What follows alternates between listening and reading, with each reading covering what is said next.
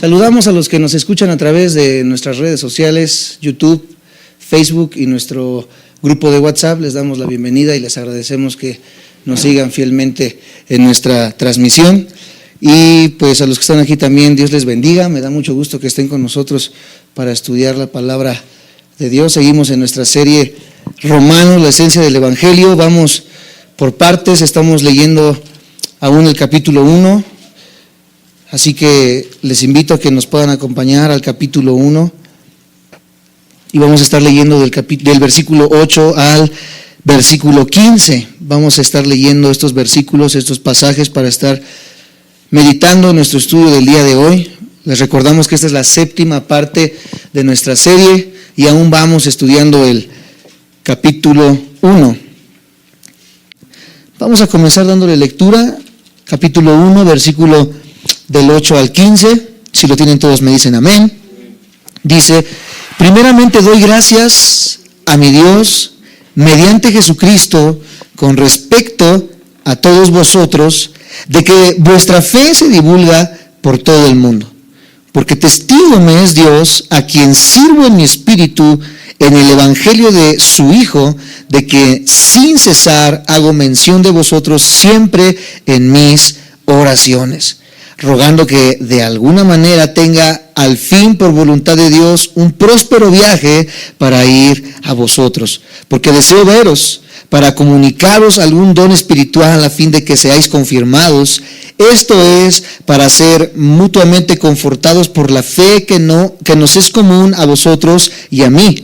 Pero no quiero, hermanos, que ignoréis que muchas veces me he propuesto ir a vosotros, pero hasta ahora he sido, ¿qué cosa? Estorbado, para tener también entre vosotros algún fruto como entre los demás gentiles, a griegos y a no griegos, a sabios y a no sabios, soy deudor. Así que en cuanto a mí, pronto estoy anunciaros el evangelio también a vosotros que estáis en Roma. Al parecer estos pasajes no nos dicen nada más que lo que el apóstol Pablo les está platicando a la iglesia de Roma, pero ciertamente en estos pasajes encontramos algo precioso. Y en esta tarde, más allá de estarle predicando a un grupo de discípulos, estamos hablándole a un grupo de personas que en algún momento se convertirán en líderes, que se convertirán en maestros, que se convertirán en pastores. Más allá de hacerlo a una congregación, a los que nos ven en internet y que forman parte del liderazgo de su iglesia, llámese maestro de niños, pastor, maestro dominical, líder de alabanza, etcétera. Este tema o el tema del día de hoy va dirigido a ti que eres líder y a aquellos que tienen en su corazón el llamado o el llamamiento a formar parte también del liderazgo, ya que vamos a estar analizando el carácter de un líder, cuáles son las características de un líder, cuál es el corazón de un líder, cuál es la intención y la motivación de un líder con respecto a la vida del apóstol Pablo en los pasajes que acabamos nosotros de leer. Quiero comenzar diciéndole a ustedes y a los que nos ven por internet que ciertamente en nuestra formación personal y muy personalmente, o sea, en mi vida, yo sé que la vida de mi papá también fue un caso semejante al mío, aunque con ciertas diferencias. Nosotros aprendimos mucho de las personas que nos enseñaron. Mi padre pues estudió en un instituto formal, con maestros formales. Recuerdo al primer pastor de mi padre, era un norteamericano llamado Chris Jones, que al día de hoy ya no está con nosotros, ya falleció. Aproximadamente ¿hace cuántos años falleció, papi? Como unos 3, 4 años. Un pastor entregado, un pastor que amaba la obra, un pastor que daba de lo que no tenía, un pastor que su corazón y su motivación siempre fue ayudar al que más lo necesitaba. El pastor Chris Jones nos enseñó a trabajar en las calles, a dar de comer a los indigentes, a los niños en situación de calle, a los niños en situación de violencia, a los niños en situación de drogadicción, etcétera, etcétera, llevando juguetes, comida caliente, ropa, etcétera. Era un pastor motivado a la ayuda altruista, era un pastor que ciertamente todo lo que él tenía, todo lo que él poseía lo invirtió, hablando económicamente, para la obra y el servicio de Dios. Levantó muchas misiones aquí. El ministerio por el cual formaba parte antes mi padre se llamaba Avance Cristiano Internacional. En inglés no recuerdo cómo se traduce, pero en México así se llamaba. Había muchas sedes en todo México, pero lo más fuerte era aquí en el Distrito Federal. Y yo sé que mi padre aprendió mucho de este líder y aprendió mucho de sus maestros cuando estuvo en el Instituto Teológico Timoteo Internacional, etcétera, etcétera. Yo en lo personal no tuve una formación formal, por así decirlo, en un instituto, pero los maestros que yo tuve, o la forma o la educación que yo tuve, también aprendí mucho. Mi formación fue más autodidacta.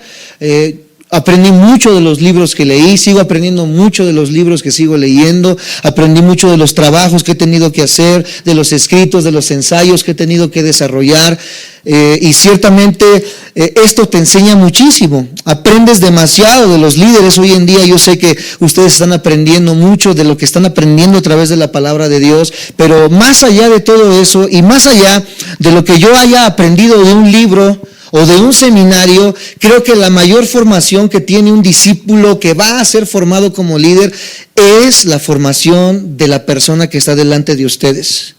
Creo que la mayor motivación y la mayor formación se ve en el carácter de la persona que les predica, en el testimonio de la persona que les habla y en la forma en la que la persona que les enseña se está dirigiendo.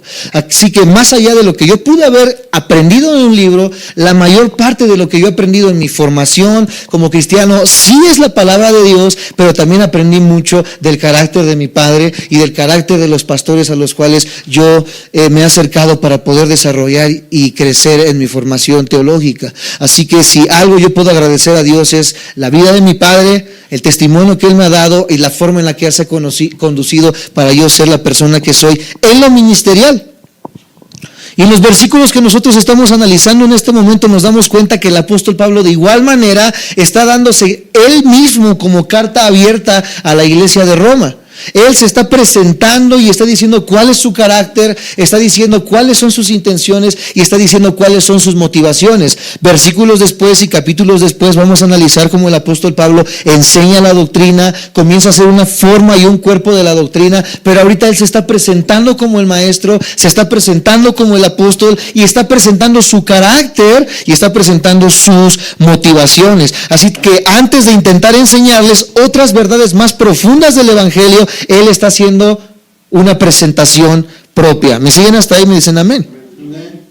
Él abrió su corazón y les dijo, de cierta manera, parafraseándolo, antes de mostrarles mi teología, antes de mostrarles lo que yo sé, quiero mostrarles quién soy y de dónde vengo. Eso es lo que está diciendo el apóstol Pablo en los versículos del 8 al 15. Ahora, las personas que asisten a las iglesias, que tienen un deseo y una motivación de servir en el liderazgo, tienen diversos motivos en su corazón. Hay muchos motivos por los cuales las personas quieren servir a Dios. Algunos realmente tienen un esfuerzo genuino en su corazón de servir a Dios, porque desean hacerlo, pero algunos otros no tienen los mismos motivos ni las mismas razones que nosotros tenemos para servir a Dios. Algunas personas tienen un motivo legalista. Algunas personas, por cumplir con su religiosidad, tienen el deseo de servir en una iglesia porque creen que al servir en algún aspecto de la iglesia están cumpliendo moralmente o religiosamente con su iglesia, valga la redundancia, con su pastor o con su forma de llevar su liturgia. Algunos otros sirven al Señor por temor a la familia, temor a la aceptación, temor a la gente que te rodea, por temor de ser rechazado o aceptado. Algunos caen y entran quizás en diversas religiones, en diversos movimientos. ¿Por qué? Porque tu novia formaba parte de un sistema de ideologías o de religión y tú, por querer hacer cierto clic con esta persona, dices, bueno, pues yo quiero ir a tu iglesia, no importando que fuera testigo de Jehová, mormona, etcétera, etcétera. Así que una de las motivaciones de las personas algunas veces es la aceptación, ya sea de una persona, de un cónyuge o de la familia incluso. Podría ser alguna de las motivaciones para poder servir en el ministerio. Otros sirven por razones de apariencia.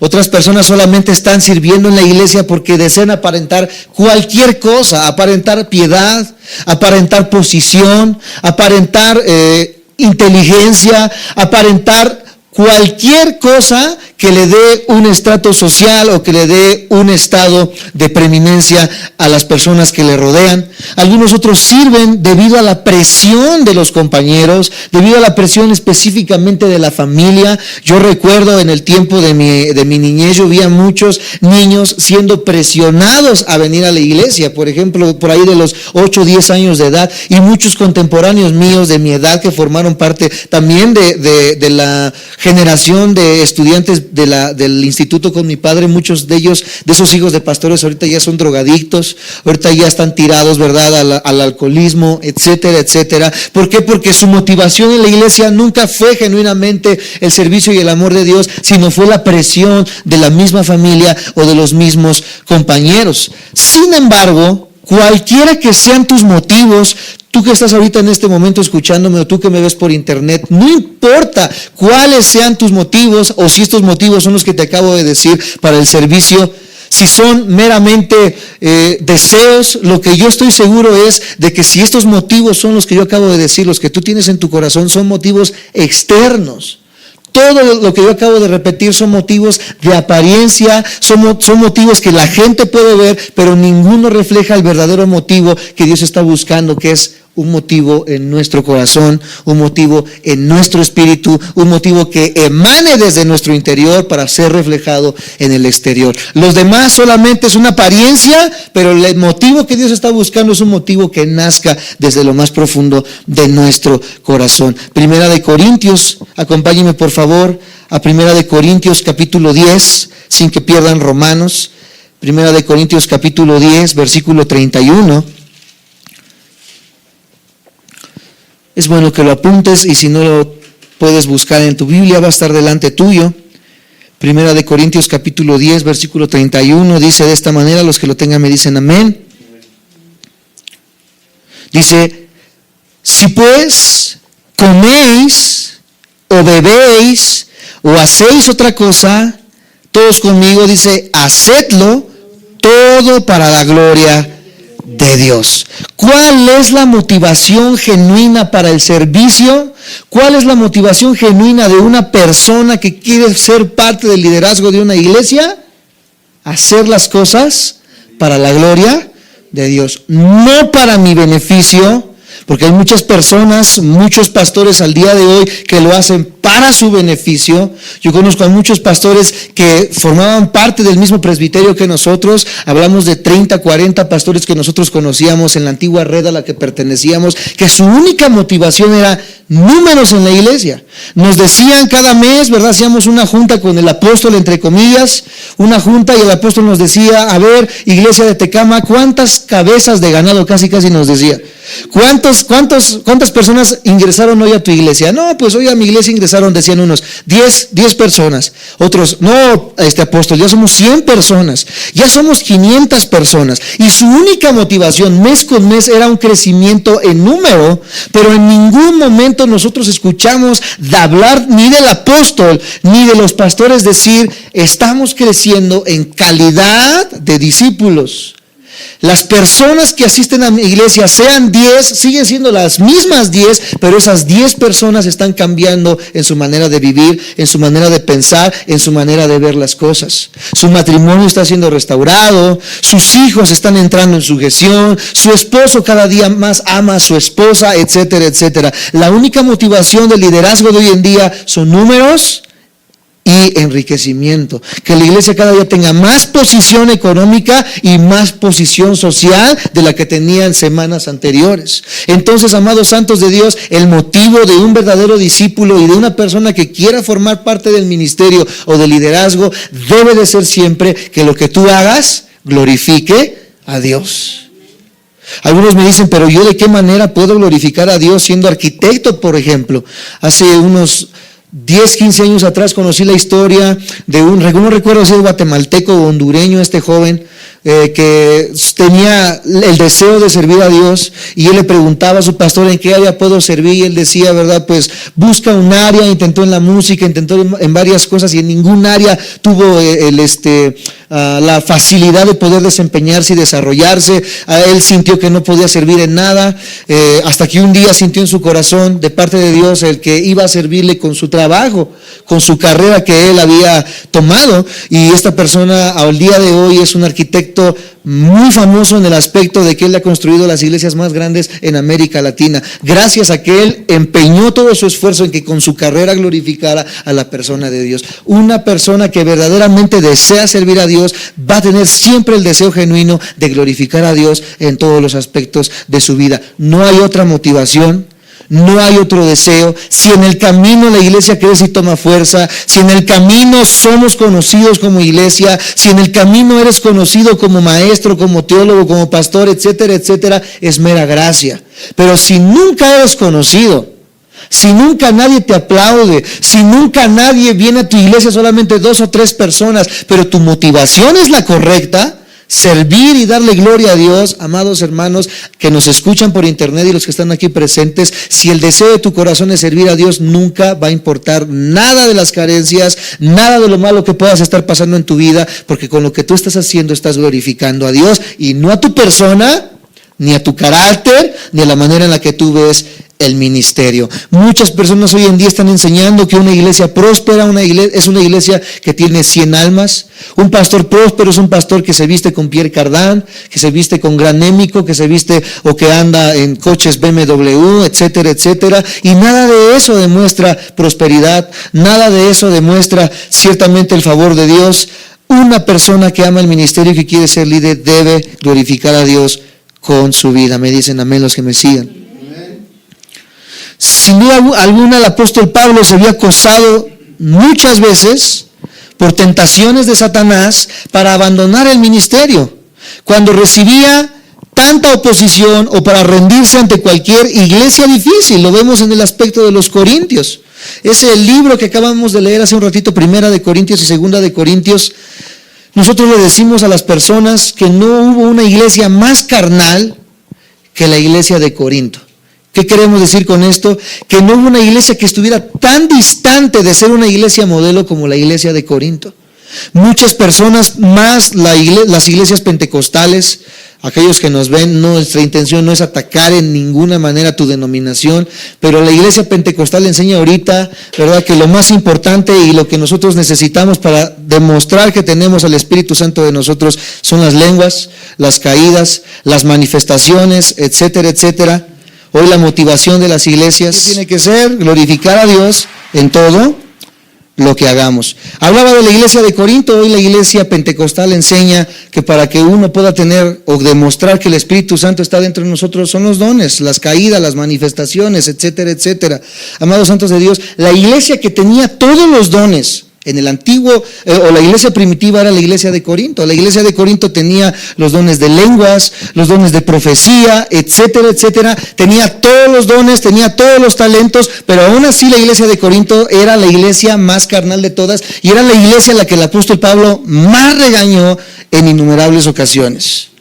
Vemos en la iglesia de Corinto que cuando participaban de la cena del Señor, o sea, de la Santa Cena, cuando tomamos el pancito y cuando tomamos el vino en memoria del sacrificio de Cristo, cuando la iglesia de Corinto hacía esto, adivina qué es lo que hacían estas personas. Dice que cada quien traía su propia comida, como cuando hacemos nosotros las reuniones allá arriba y tenemos convivencia, es como si cada uno trajera su pollito, cada uno trajera sus bisteces, se sentara en la mesa y que no dejara que nadie agarrara su pollito o sus bisteces. Y si alguien quería agarrar, ¿verdad?, les hacían caras feas y agarraban su pollito y lo hacían a un lado. Así estaba la iglesia de Corinto. Dice que cada quien hacía a un lado su comida. Los doctores se juntaban con los doctores, los ingenieros con los ingenieros, los mecánicos con los mecánicos. ¿Por qué? Porque empezaron a hacer grupitos dentro de la iglesia. Comenzaron a excluir a los albañiles, comenzaron a excluir a las personas de menos ingreso, comenzaron a excluir a las personas que no tenían el mismo estrato social y comenzaron, amados santos de Dios, aparte de todo eso, a embriagarse con el vino que utilizaban para la cena del Señor. Imagínense a qué grado estaba la iglesia de Corinto. Y muchos pentecostales dicen, pero aquí dice que hables en lenguas y que las lenguas son el mejor don. Pero ve cómo estaba la iglesia de Corinto, en qué condiciones estaba desarrollando. Y estas personas siempre nosotros les decimos, bueno, también lee el capítulo 12 y el capítulo 14, donde dice que si en la iglesia no hay un intérprete de lenguas, la persona que habla lenguas se calle. Y que hable 1 o 2 o 3 por turno, no todos como locos como lo vemos hoy en día en las iglesias pentecostales. Un gritador, todos parecen guajolotas, chichicuilotas, guacamayas, etcétera, etcétera. Unas cayéndose al suelo, otros dando vuelta como locos. La Biblia condena todo esto, amados hermanos. Y dice que si no hay un intérprete, la persona que habla en lenguas no hable en lenguas. Porque la persona que habla en lenguas habla para sí mismo, pero no beneficia a la iglesia. Por eso el que da profecía es el que debe hablar, porque es el que beneficia a toda la congregación. ¿Cuál es un profeta? Ya lo estudiamos. Aquel que adivina el futuro. Un profeta es la acción que estoy haciendo yo en este momento, compartir la palabra de Dios. Por eso es más importante en una iglesia, antes de que todos estén hablando en lenguas y cayéndose como locos, que las personas se sujeten al orden bíblico y que hagamos caso y prestemos atención a la palabra de Dios. Ve tú a las iglesias de hoy en día y lo único que ves son éxtasis, movimientos, etcétera, etcétera, y muy pocas veces encuentras palabra de Dios. Por eso es importante que entendamos todo esto, amados santos de Dios. Y Pablo encontró mucha oposición en la iglesia de Corinto. Pablo también fue usado por el Señor en grande manera, debido a que por la gracia y provisión de Dios, él siempre mantuvo puros sus motivos. ¿Cuáles eran los motivos del apóstol Pablo? Siempre agradar a Dios. ¿Cuáles eran los motivos de Pablo? Di conmigo, siempre agradar a Dios. En las primeras palabras que Pablo le da a los creyentes de Roma, Pablo habla acerca de los motivos espirituales sinceros que debe de tener una persona que quiere servir a Dios. Vamos a analizar cuáles serán estos motivos o cuáles son los motivos que debe tener una persona para poder servir a Dios. Cuando la iglesia de Roma recibió por primera vez la carta de Pablo, quizás se hizo muchas preguntas. Recordemos que la iglesia de Roma nunca había recibido la visita del apóstol Pablo. La única manera en la que el apóstol Pablo se comunicaba con Roma era por cartas. No había WhatsApp, no había Facebook, no había Messenger en ese tiempo, ni siquiera yo creo que habían descubierto que una paloma viajara a otro lado, ¿verdad? Tan lejano, señales de humo, etcétera, etcétera, imposible. Había una lejanía muy grande entre donde estaba Pablo y la iglesia de Roma, pero había una manera de comunicarse. Quizás la iglesia de Roma decía, bueno, ¿por qué Pablo no ha venido? ¿Por qué Pablo no nos ha venido a ver en persona? Etcétera, etcétera. Y quizás esta iglesia se hacía preguntas. También es posible que se preguntaran, ¿verdad? ¿Por qué no los había visitado de forma formal? ¿Por qué solamente había sido por cartas? Esto lo vemos quizás en el versículo 8 al 15, lo que acabamos de leer. Pablo da respuesta a esas dos inquietudes o esas dos interrogantes. Él les escribió, número 1, que tenía un sincero deseo de que ellos fueran maduros. Vamos a leer nuevamente Romanos 1, 8 al 15. Dice, primeramente doy gracias a Dios mediante Jesucristo con respecto a todos vosotros, de que vuestra fe se divulga por todo el mundo, porque testigo me es Dios, a quien sirvo en mi espíritu en el evangelio de su Hijo, de que sin cesar hago mención de vosotros siempre en mis oraciones, rogando que de alguna manera tenga al fin por la voluntad de Dios un próspero viaje para ir a visitaros. Ciertamente Pablo quería, ¿qué cosa? Visitarlos, porque deseaba, ¿qué cosa? Verlos. Dice, porque deseo veros para comunicaros algún don espiritual a fin de que seáis, ¿qué cosa? Esto es para ser mutuamente confortados por la fe que nos es común a vosotros y a mí. Aquí vemos que el deseo de Pablo que estaba en su corazón era que ellos tuvieran madurez espiritual y que si no los había visitado era porque había tenido trabas en el viaje. Ahora, la clave que nos permite descifrar en este pasaje cuáles eran los motivos del apóstol Pablo se hallan en la frase que vemos en el versículo 9. Dice, porque testigo me es Dios a quien sirvo en mi espíritu en el evangelio de su Hijo. ¿Cuál es el motivo del apóstol Pablo para que hiciera todo lo que hiciera con la iglesia de Roma? ¿Cuál es el motivo por el cual el pastor Waldo hace lo que hace? ¿Cuál es el motivo por el cual su servidor hace lo que hace? Para que ustedes estudien, reciban, tengan la facilidad de poder entrar a internet y con un solo clic recibir las predicaciones. ¿Cuál es el motivo? El versículo 9 nos dice el motivo del apóstol Pablo. La frase, Dios a quien sirvo en mi espíritu.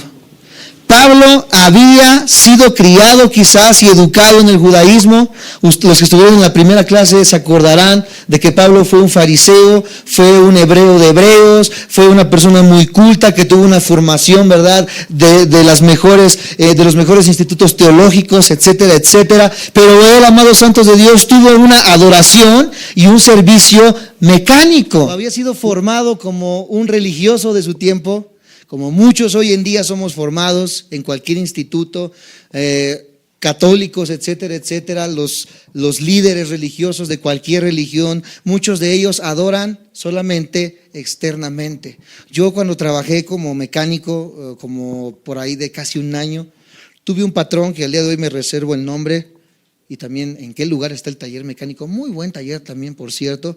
Era una persona muy religiosa, era una persona que todas las mañanas llegaba, tenía un altar de la Virgen de Guadalupe, todas las mañanas se ponía en su banco, le rezaba, le llevaba flores. Cualquier persona que lo viera por primera vez dijera, ay, este hombre es una persona muy pura, muy devota. Pero después de un tiempo, amados santos de Dios, mientras yo lo fui conociendo, me di cuenta que era una persona que tenía más de 5 amantes. Era una persona que vivía una doble vida, una persona que realmente no ponía en su lugar a su esposa como lo que era.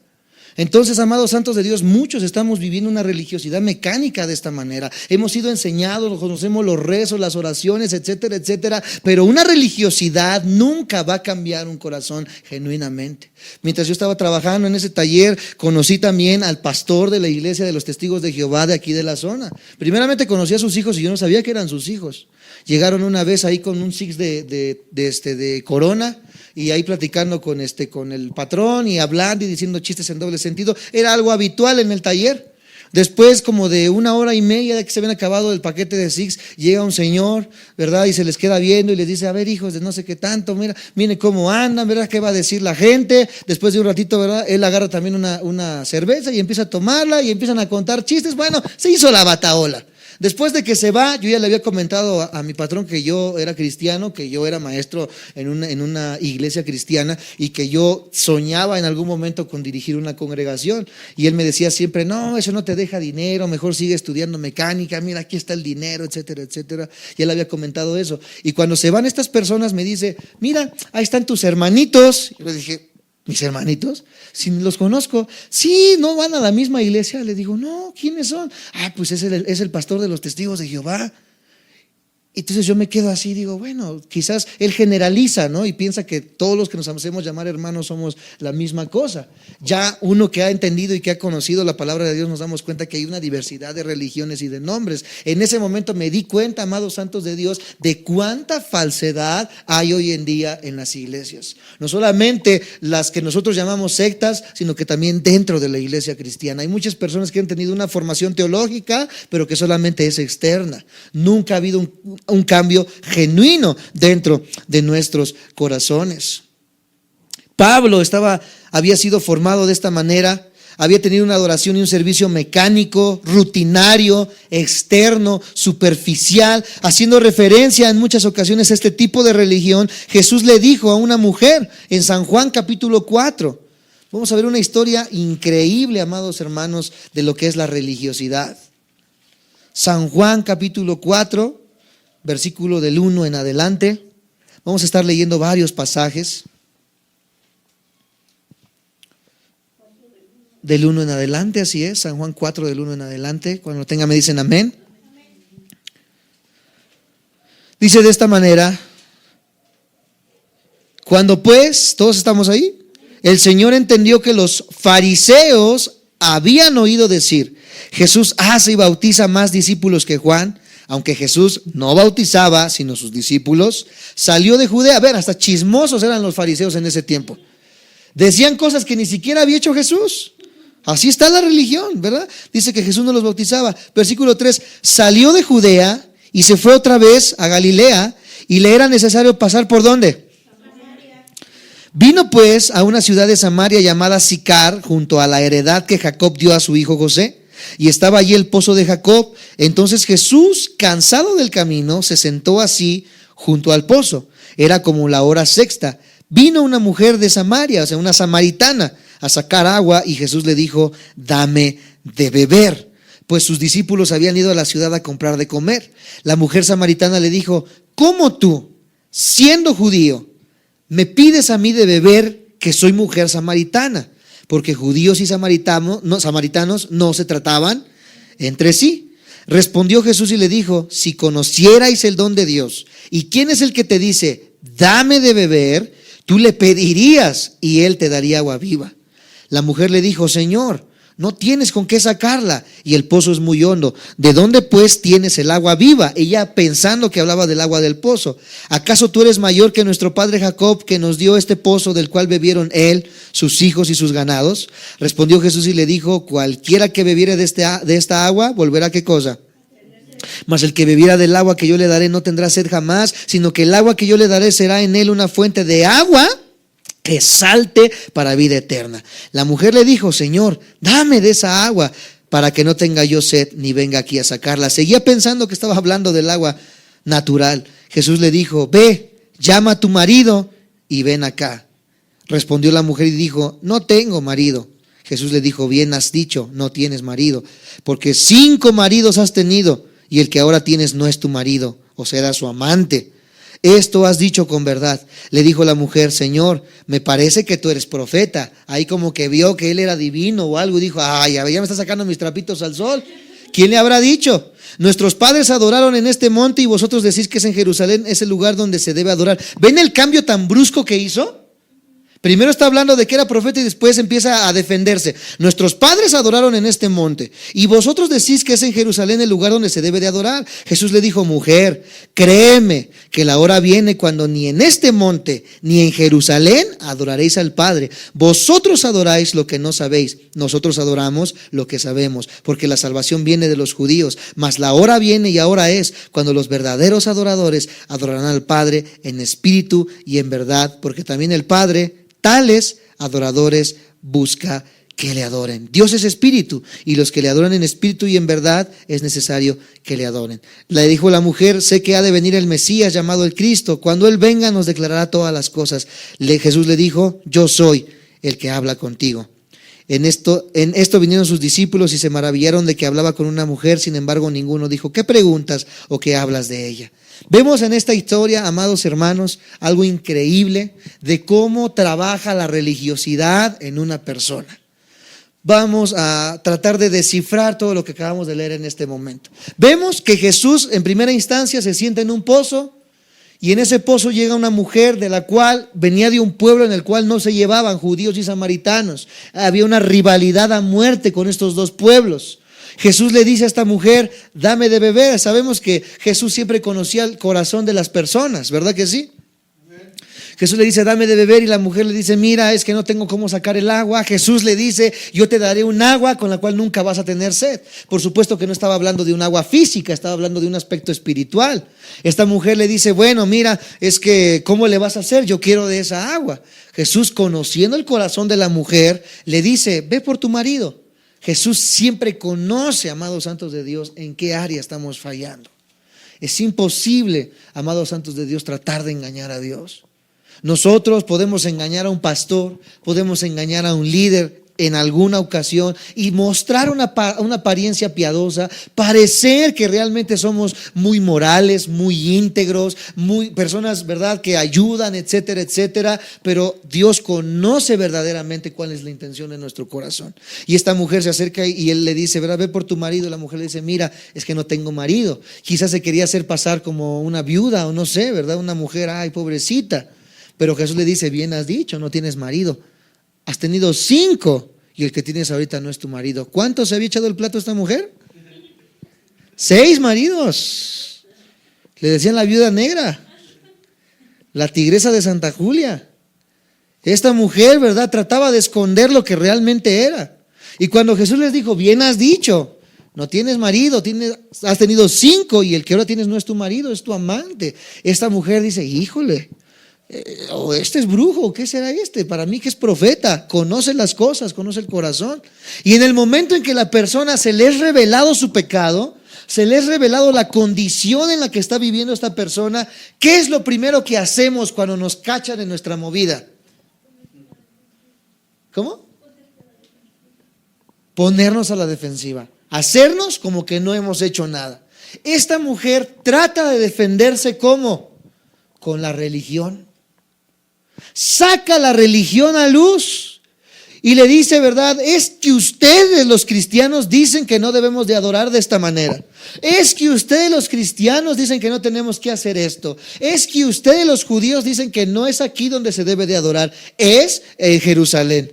Pero nuestros padres nos han enseñado que es en este lugar. Mi padre me ha enseñado que es en la Iglesia Católica Apostólica Romana. Mi padre me ha enseñado que es en la Iglesia de los Testigos de Jehová. Mi padre me ha enseñado que con los budistas, etcétera, etcétera. Las personas que están mal dentro de su corazón, lo primero que quieren tratar de sacar a luz es un debate teológico. A ver de qué cuero salen más correas, diría esta mujer. No es verdad. Jesús, tú vienes aquí, eres profeta, pero yo también me la sé en la teología, Así han llegado muchas personas aquí, que una vez ya que se les ha manifestado el pecado, tratan de decir, mira, es que la Biblia dice esto, y es que la Biblia dice aquello, más, tratando de encubrir mi pecado con la religiosidad. Y es que así es el corazón del religioso. Nosotros que hemos conocido en la iglesia, cuando estábamos en el Distrito Federal, en la iglesia matriz, conocimos a una de las personas en ese tiempo que era el jefe de seguridad del Distrito Federal, que trabajaba junto con Mancera en el Distrito Federal. Y esta persona decía que él, que había conocido a muchas de las personas que llegan a los separos, que él conoció que las personas más religiosas, ¿quién crees que tú que son? ¿Que son los que van a la iglesia?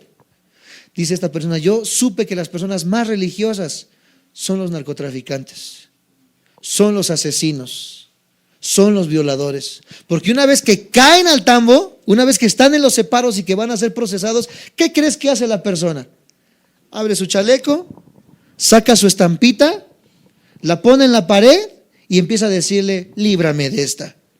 Y es una realidad. Estamos hablando del jefe de seguridad del Distrito Federal. Dice, yo siempre que veo que encerramos a una persona, que la agarramos porque tenía 5 secuestrados, porque violó a 3, porque etcétera, etcétera, saca su estampita y la pone y empieza a decir, ¿verdad? Ay, líbrame de esta. Acababa de matar a uno, acababa de violar a una, etcétera, etcétera. Y trata de sacar, ¿qué cosa? La religión.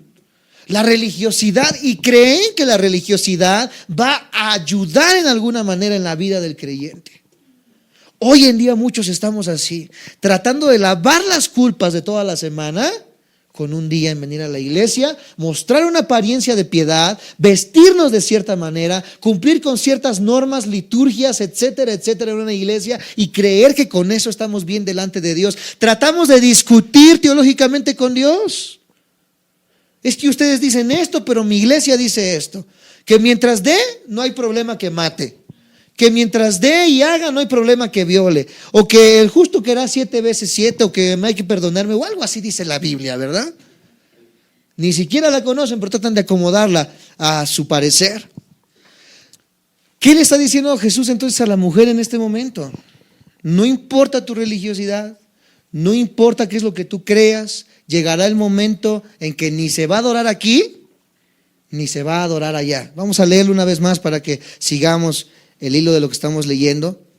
Versículo 21 de San Juan 4 dice, Jesús le dijo, mujer, créeme que la hora viene cuando ni en este monte ni en Jerusalén adoraréis al Padre. Vosotros adoráis lo que no, ustedes adoran lo que no conocen, chato. Imagínate a qué grado están llegando los religiosos hoy en día. Yo muchas veces escuché decir, ¿verdad?, que el cristiano es iletrado, que el cristiano es una persona sin conocimientos, el cristiano es una persona tonta, inculta, etcétera, etcétera.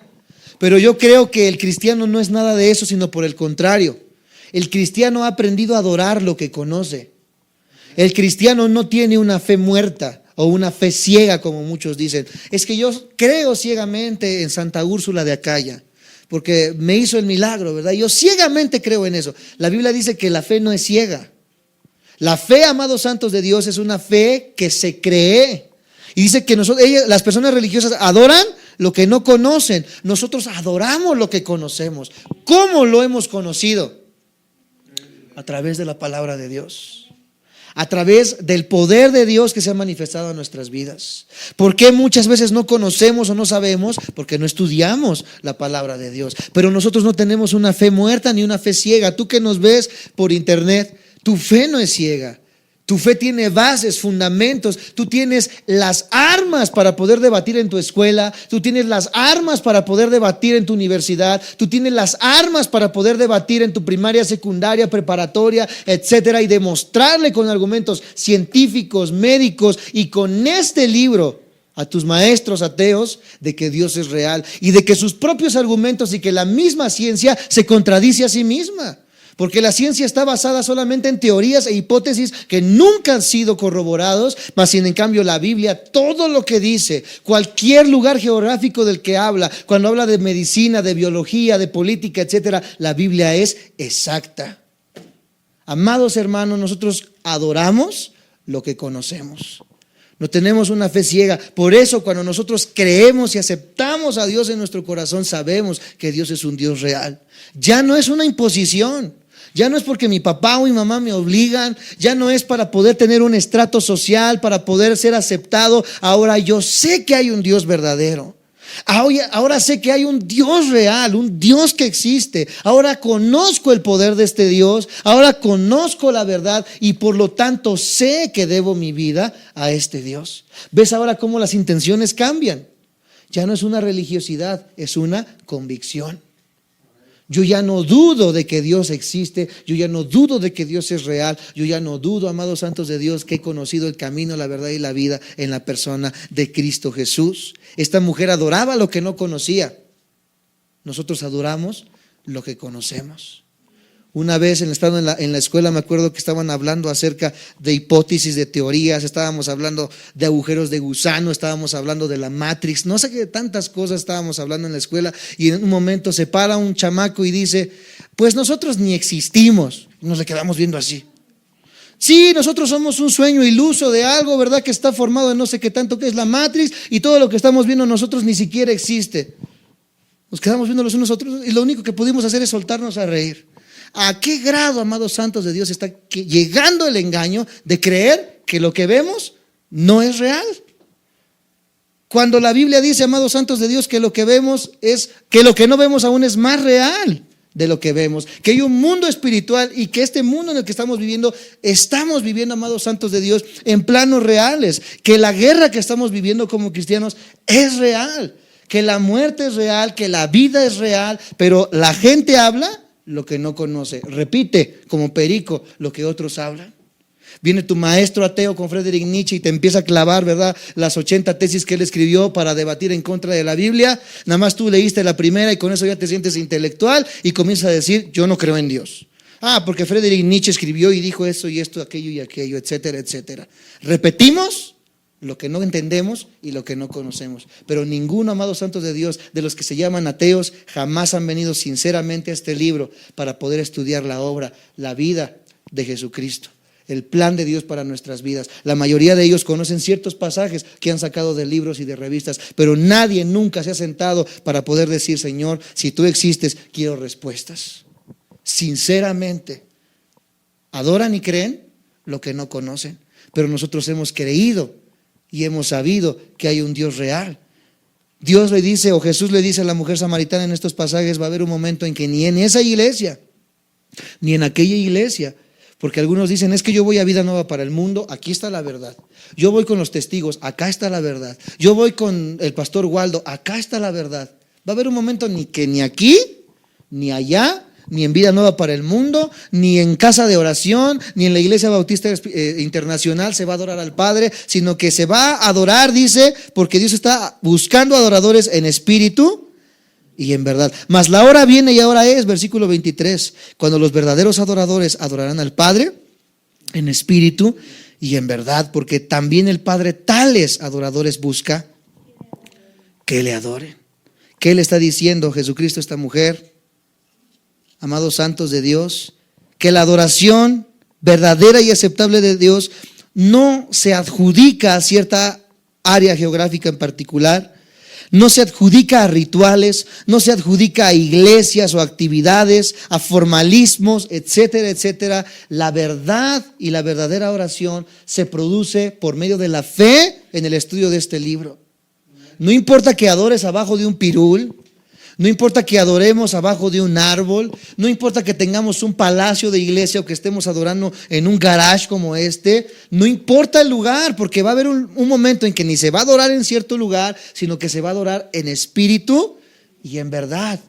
¿Qué importa en una iglesia? Que las vidas estén siendo transformadas por la fe en la palabra de Dios. No importa la iglesia, no importa el edificio, no importa lo que se tenga o lo que no se tenga, Dios está, di conmigo, buscando. ¿Y por qué crees que está buscando? Porque ciertamente hay una carencia de adoradores. Hay iglesias repletas de gente, pero lo que nos está diciendo la palabra de Dios es que aunque haya multitudes, Dios está buscando adoradores verdaderos. ¿Qué nos está diciendo esto? Que hay miles de adoradores falsos en las congregaciones, que han tenido una religiosidad, que han tenido una apariencia externa, pero que no han conocido verdaderamente a Cristo Jesús. Durante los años que precedieron al apóstol Pablo, él mismo, amados santos de Dios, demuestra o vive una apariencia externa que vamos a analizar la semana que viene. Él vamos a comenzar a ver la vida que llevó Pablo antes de ser cristiano. Él fue un celoso de la religión. Él, antes de ser conocido como Pablo, era conocido como Saulo, el asesino de cristianos, una persona que mató, que hizo, y todo en el nombre de su religión. Pensaba que lo estaba haciendo bien, y al final de cuentas Cristo tuvo que tumbarlo del caballo. Hoy a muchos, o la semana que viene a muchos, Dios nos va a tumbar del caballo. A las personas que nos ven en internet, hay muchas personas que están viviendo una vida religiosa. Dios tiene que tumbarte del caballo, Dios tiene que dejarte ciego, Dios tiene que obrar en tu vida para que entiendas que tu religiosidad no es la manera en la que vas a llegar a la persona de Cristo. Que Dios está buscando que le adoremos en espíritu y en verdad. No solamente de apariencias, no solamente de formalismos, no solamente perteneciendo a una religión, sino que entendamos, amados santos de Dios, que ahora la religión no puede salvarnos, que la verdad no radica en un edificio, que la verdad radica en una persona, y esa persona es la persona de Cristo Jesús. Vamos a cerrar nuestros ojos.